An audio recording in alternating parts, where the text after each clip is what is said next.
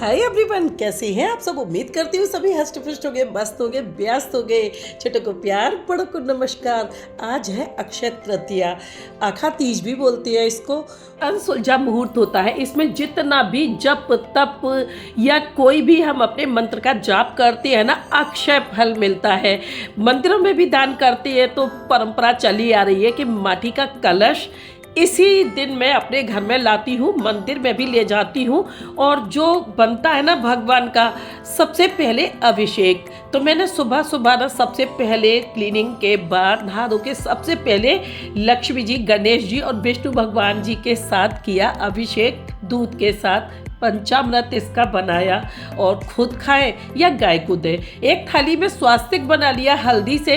हल्दी का बहुत महत्व होता है इसमें। सोना नहीं खरीद सकते है ना, हल्दी खरीद ले। मैंने भी कुछ एक शॉपिंग की है चीज़ों की, जैसे हल्दी ली, जौ लिए। जौ का दान बहुत महत्व माना जाता है आज के दिन का, और खरीदना भी बहुत शुभ माना जाता है। साबुत हल्दी ली, दूर्वा भगवान के लिए ली और विष्णु भगवान के लिए तुलसी की मंजरी। इन दिनों तुलसी पे जो मंजरी आ जाती है ना, समझ लीजिए कि माता लक्ष्मी बहुत ज़्यादा प्रसन्न है।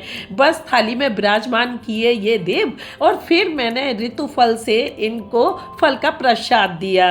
कहने का मतलब है कि कितने भी हम बीमार हो जाएं, ज़्यादा कुछ ना कर सके। अपने किचन में जो पूजा मैंने की है ना, बस उसी को मैंने दिखाया है, क्योंकि किचन में माता अन्नपूर्णा का वास होता है। गणपति जी को दे दी दूर्वा और विष्णु भगवान को उनकी प्रिय मंजरी। मंजरी विष्णु भगवान को बहुत प्रिय है और माता लक्ष्मी को उनका प्रिय भोग नारियल। तो इस तरीके से ना ये सफ़ेद प्रसाद में छेना दिया है मैंने माता रानी को। कुल कहूँगी मिला के कि ज़्यादा तो नहीं, लेकिन मन के भाव से मैंने बहुत कुछ करने की कोशिश की है। तुलसी दल के बिना कोई भी प्रसाद अधूरा होता है, तो तुलसी दल भी शामिल कर लिया है। और बस जो भी भूल चुके ना, उसकी माफ़ी मांग ली। अब यहाँ पर मैं करूँगी किचन में ही एक छोटा सा हवन। तो उस हवन के लिए ना सबसे पहले मुझे अपने मंदिर में पूजा करनी थी, और ये बहुत भागम भाग वाली पूजा थी। जल्दी जल्दी में वही सारी चीज़ें रिपीट करके यहाँ भी मैंने मंदिर में भोग लगा दिया, कान्हा को भी लगा दिया। वैसे तो मैं इनका चंदन का लेपन करती हूँ, झांझर पहनाती हूँ, लेकिन आज मैंने माफ़ी मांगनी, क्योंकि इतना सारा कुछ नहीं कर सकती बस। लेकिन मेरे मन में भाव बहुत है कि हाँ, मैंने अपने कान्हा को झांझर पहनाई है, दीप जलाया है, माला पहनाई है, हाथ पहनाया है, सभी कुछ करने की कोशिश की है।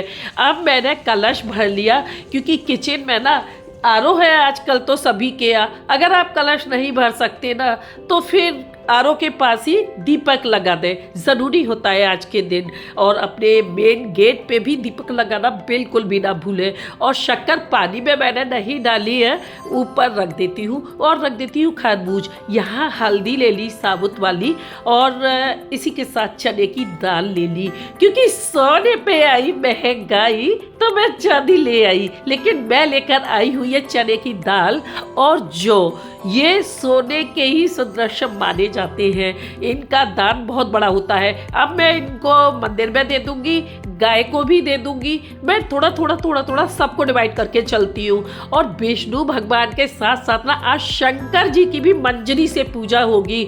तो इसमें मंजरी और काले तिल, भूल के भी शंकर भगवान पे तुलसी दल नहीं चढ़ा सकते, लेकिन मंजरी बहुत प्रिय होती है। यह ना हमारे पितृ भी प्रसन्न होते हैं इन सभी चीज़ों से।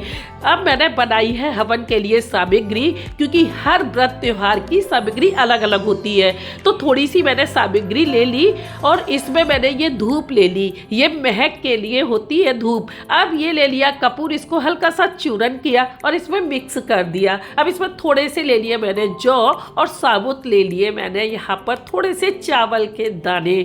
ज़्यादा कुछ नहीं किया है, बस थोड़े से बताशे, मखाने।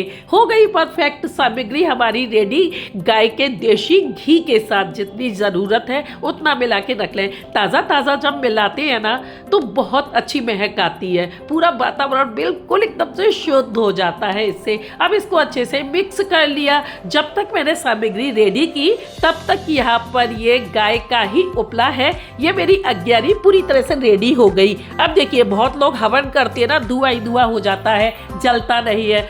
देखिए तरीका वीडियो में बहुत अच्छा तरीका दिखा रही हूँ। सबसे पहले ये कंडी जब गीली हो जाती है ना, इस पे ऊपर से घी लगा दे। घी ऊपर से थोड़ा सा ही आया है।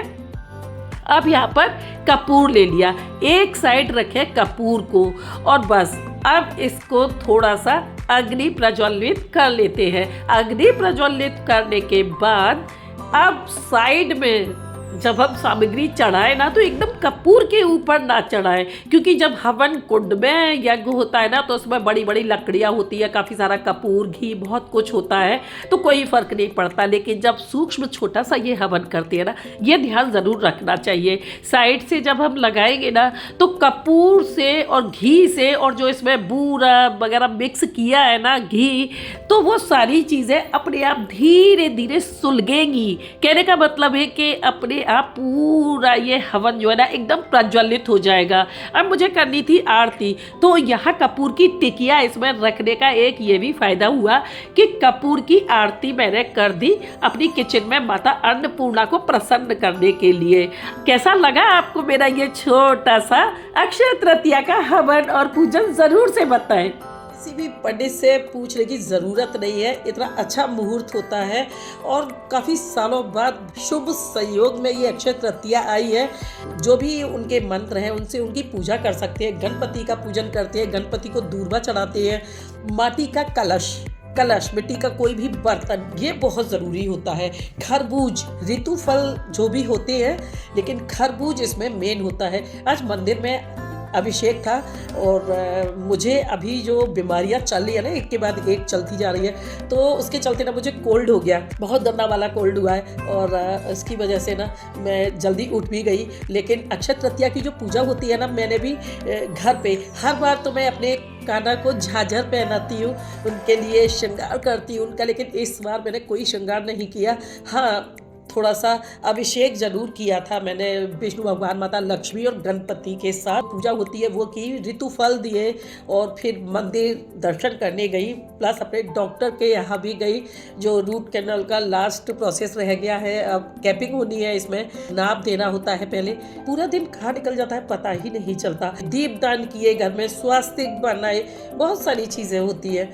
वृंदावन में तो बाकी बिहारी जी के चरण के दर्शन होते ही हैं, लेकिन वृंदावन नहीं जा पाए ना, तो अपने यहाँ के किसी भी मंदिर में जाए। पूरी साल में सिर्फ आज ही के दिन हर मंदिर में ठाकुर जी के चरण दर्शन कराए जाते हैं। तो डॉक्टर के बाद मैं मंदिर गई, पूजा की, जप किया और चरण के दर्शन किए। अगर आप लोगों को मेरा ये छोटा सा अक्षय तृतीया का ब्लॉग पसंद आया हो, तो रिक्वेस्ट करूंगी कि ज़्यादा से ज़्यादा वीडियो को शेयर किया करें, लाइक सब्सक्राइब करना तो बिल्कुल भी ना भूला करें, और पहली बार आए हैं तो बेल आइकन को प्रेस कर दें, जिससे वीडियो के नोटिफिकेशन फर्स्ट एंड फर्स्ट आपके सामने होंगे। हंसते रहे, हंसाते रहे, मस्त रहे, व्यस्त रहे, देखते रहे मेरे साथ क्रिएटिव नीलम को। Thanks for watching.